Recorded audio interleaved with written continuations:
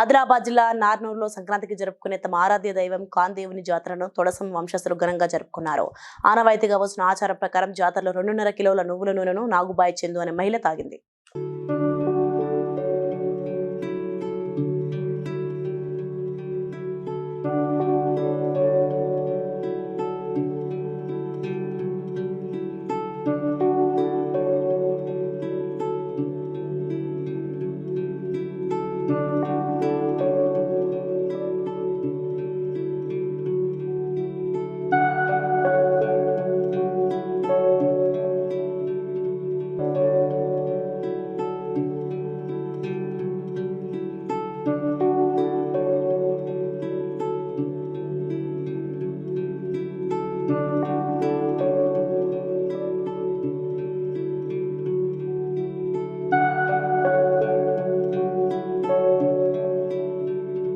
Please like and share, subscribe to BCN Telugu News.